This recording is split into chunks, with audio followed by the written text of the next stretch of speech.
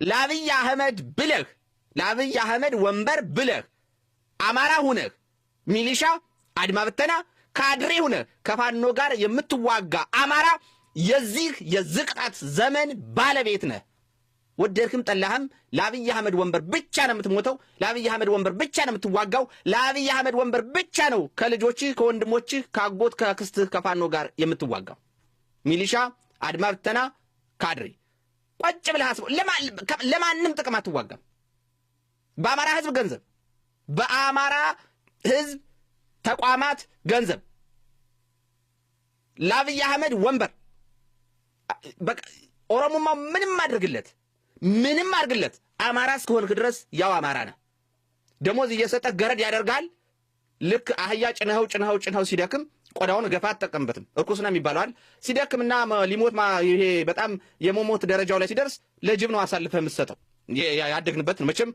እንደው በሬ ቢሆን ላም ብትሆን ቆዳዋ ተገፎ ለጀንዲ ያገለግላል። አህያ ፈረስ በቅሎ ግን እርኩስ ናቸው ተብለው ወጥተው ነው የሚጣሉት።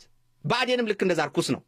አለቆቹ ልክ እንደ አህያ እንደ ፈረስ እንደ በቅሎ ጭነው ገጥመው አድክመው በቃ ህዝብ እንኳን እንዳይደርስላቸው ከህዝብ ጋር እንዳይቆሙ በሁሉም በሰማይም በምድርም የተጠሉ የተተፉ እንዲሆኑ አድርገው ይጥሏቸዋል።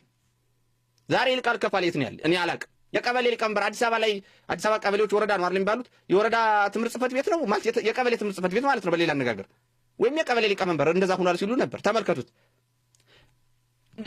እንግዲህ ተመልከቱ።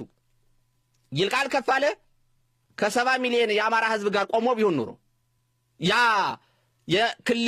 የፌዴራል መንግስቱ ክልሉን መጥቶ ይውረር፣ ከአቅሜ በላይ ሆኗል፣ ክልሉን ይምጣና ይውረር የሚል ደብዳቤ ጽፎ ባያወጣ ኖሮ ይሄ ደብዳቤ በአንተ ስም ተፈርሞ እንዲወጣ ሲሉ አብይ አህመድ ኖ ብትፈልግ መግደል ትችላለህ፣ ከህዝብ ጋር እሞታለሁ ቢል ዋይ ኖት ለምን ጫካ አይገባም? የዘላለም ሂሮ ነበር የአማራ ህዝብ ይሆን የነበረው። ይልቃል ከፋለ ኖ እኔ ይሄን አላረግም ቢል ኖሮ በእርግጠኝነት ልንገራችሁ ትናንትና ፋኖ ለማጥፋት እንዲህ ስትል ነበር፣ እንዲህ ብለህ ስትናገር ነበር፣ እንደዚህ ስትሰራ ነበር፣ ማንም አይለውም ነበር። እኔ ከህዝቤ ጋር ነኝ ብሎ ቢቆም ኖሮ እኔ ከህዝቤ ጋር ነኝ ብሎ ዋይኖት ጫካ ለምን አይገባም?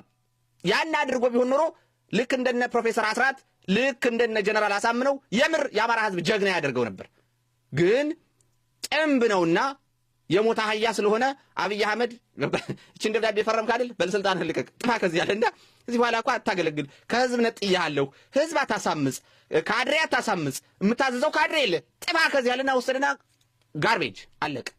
ዳሴት ሶ ከላይ ያለ ብአዴን እንኳን እንዲህ ነው የሚወረወረው፣ እንኳን ከታች ያለ ካድሬ